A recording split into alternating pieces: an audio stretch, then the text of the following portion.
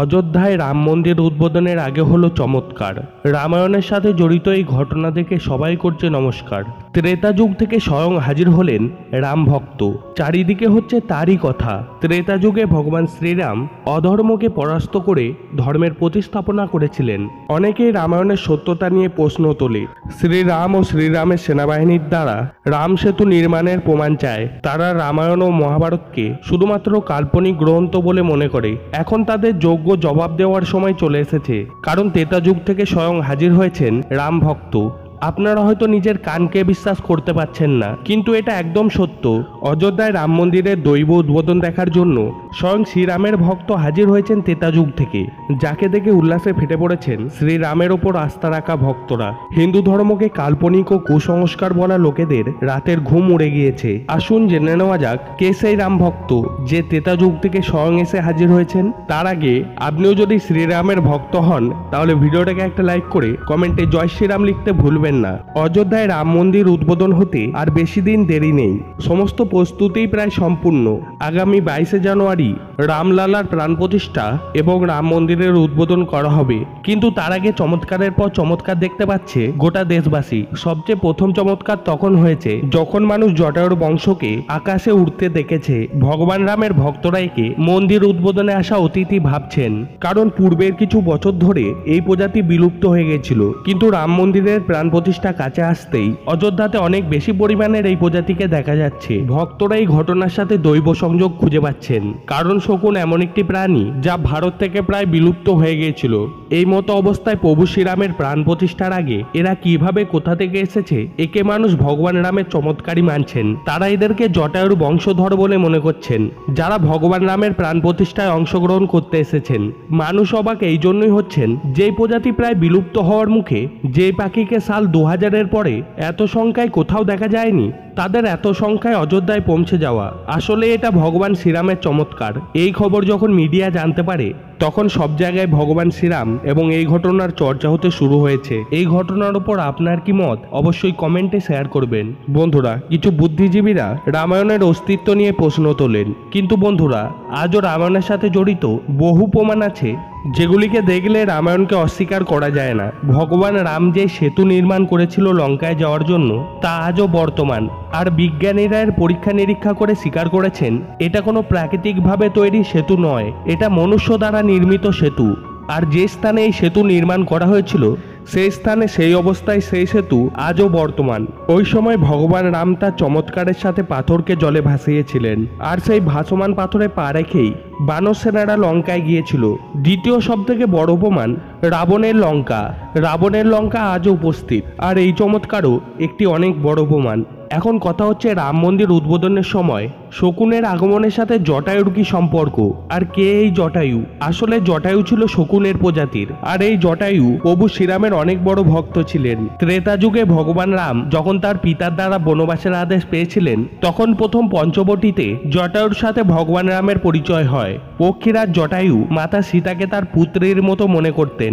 যখন রাবণ মাতা সীতাকে হরণ করে নিয়ে যাচ্ছিল, তখন জটায়ু মাতা সীতাকে রক্ষা করার জন্য রাবণের সাথে যুদ্ধ করেছিল। সে তার পাগনার দ্বারা রাবণকে অনেক আঘাত করেছিল, কিন্তু শেষ পর্যন্ত রাবণের সাথে এই সংঘর্ষে জটায়ু তার প্রাণের বলিদান দেয়। ছত্তিশগড়ের দণ্ডকা অরণ্যে পক্ষীরাজ জটায়ুর মন্দির আছে। এটা সেই স্থান যেখানে রাবণের দ্বারা জটায়ু দুটি ডানা কেটে দেওয়ার পর জটায়ু আহত হয়ে পড়েছিলেন। আর প্রভু শ্রীরামের সাথে দর্শন হওয়ার পর প্রভু শ্রীরামকে মাতা সীতার ব্যাপারে সমস্ত ঘটনা বলে তিনি প্রভু শ্রীরামের কোলেই প্রাণ ত্যাগ করেছিলেন। ভগবান রাম তাকে অমরত্বর বরদান দেওয়ার কথা বলেছিলেন, কিন্তু জটায়ু তাকে বলেছিলেন, না, আমি অমর হতে চাই না, আমি এমন সময় দ্বিতীয়বার পাবো না। এখন আপনি আমার সম্মুখে আছেন, আমি অনেক ভাগ্যবান। আপনার সামনে আপনার কোলেতে আমি প্রাণ ত্যাগ করতে পারছি। আমি যদি অমর হয়ে যাই, তাহলে দ্বিতীয়বার এমন সুযোগ পাবো না। যখন জটায়ু প্রাণ ত্যাগ করেছিলেন, তখন ভগবান রাম নিজের পিতার মতোই তার অন্তিম সংস্কার করেছিলেন। এখন লোক এই কারণেই আশ্চর্য হচ্ছে যে শকুন বিলুপ্ত হয়ে গেছিল, এমনকি সরকারও শকুনকে বিলুপ্ত বলে ঘোষণা করে দিয়েছিল এবং তার সংরক্ষণ শুরু করে দিয়েছিল। এই মতো অবস্থায় 23 বছর পর অযোধ্যায় বিলুপ্ত প্রজাতি শকুনকে দেখতে পাওয়া একটা অনেক বড় ঘটনা, আর এটা কোনো চমৎকারের থেকে কম কিছু নয়। বন্ধুরা, আপনারা কি জানেন শ্রীরাম জন্মভূমিতে শ্রীরাম মন্দির নির্মাণের পর শ্রীকৃষ্ণ জন্মভূমিতে এবার হতে চলেছে শ্রীকৃষ্ণ মন্দিরের নির্মাণ? এই কথা আমি বলছি না, বলছে স্বয়ং উত্তরপ্রদেশের ডেপুটি সিএম কেশব প্রসাদ মৌর্য।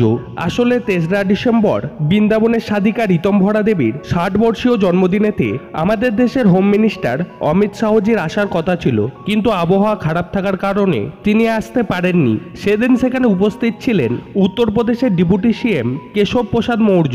মিডিয়া তাকে প্রশ্ন করে শ্রীরাম জন্মভূমির পর এবার কি হবে? তখন তিনি উত্তরে বলেন, রাম মন্দির তো তৈরি হয়ে গিয়েছে, এবার শ্রীকৃষ্ণ জন্মভূমির প্রস্তুতি করা হবে।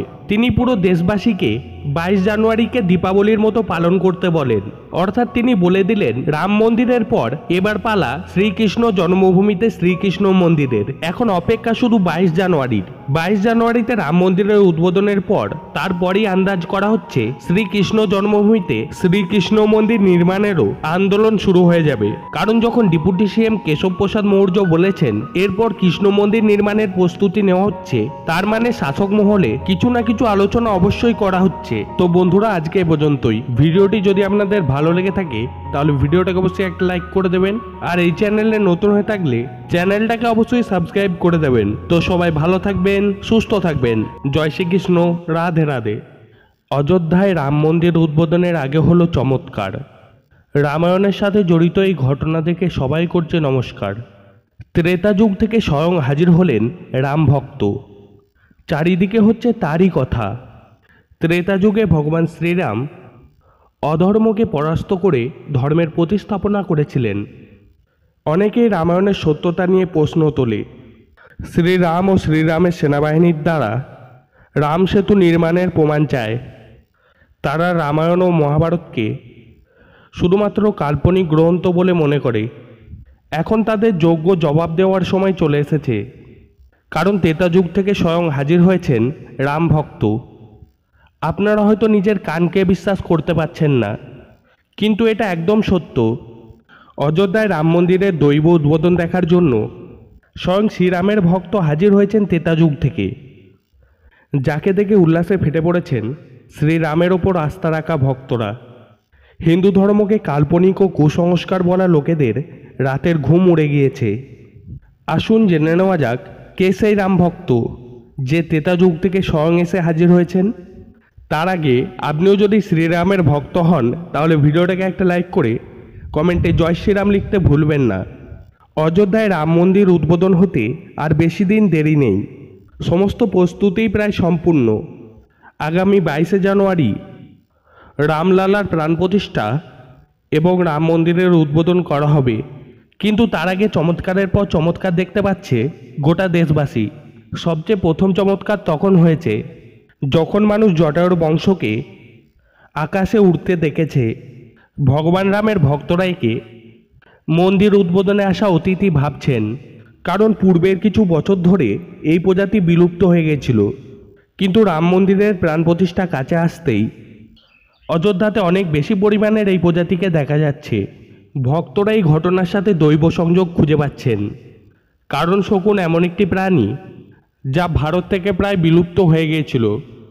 এই মতো অবস্থায় প্রভু শ্রীরামের প্রাণ প্রতিষ্ঠার আগে এরা কিভাবে কোথা থেকে এসেছে, একে মানুষ ভগবান রামের চমৎকারই মানছেন। তারা এদেরকে জটায়ুর বংশধর বলে মনে করছেন, যারা ভগবান রামের প্রাণ প্রতিষ্ঠায় অংশগ্রহণ করতে এসেছেন। মানুষ অবাক এই জন্যই হচ্ছেন, যেই প্রজাতি প্রায় বিলুপ্ত হওয়ার মুখে, যে পাখিকে সাল 2000-এর পরে এত সংখ্যায় কোথাও দেখা যায়নি, তাদের এত সংখ্যায় অযোধ্যায় পৌঁছে যাওয়া। আসলে এটা ভগবান শ্রীরামের চমৎকার। এই খবর যখন মিডিয়া জানতে পারে তখন সব জায়গায় ভগবান শ্রীরাম